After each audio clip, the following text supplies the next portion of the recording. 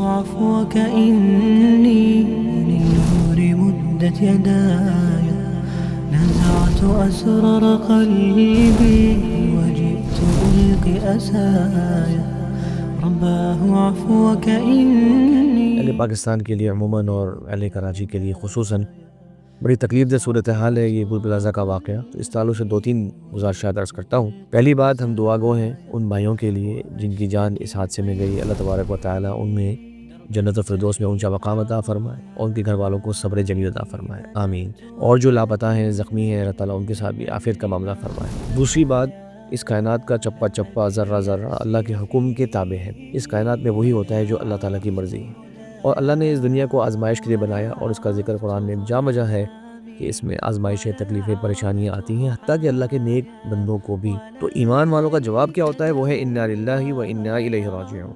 ہم تو اللہ ہی کی ملکیت ہیں، وہی ہمارا مالک ہے، اور ہم نے لوٹ کے اسی کی طرف جانا ہے. تو انسان اللہ کے فیصلے پر راضی ہو جائے. تیسرا، دنیا کی بے ثباتی کا اندازہ ہوتا ہے کہ کیسے یہ ہمیشہ کسی کی باقی نہیں رہتی. آج ہے، کل نہیں ہے. آج آسانی ہے، کل تنگی بھی ہو جاتی ہے.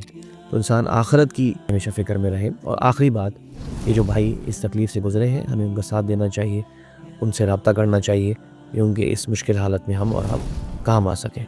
بارک اللہ فیکم. السلام علیکم ورحمۃ اللہ وبرکاتہ.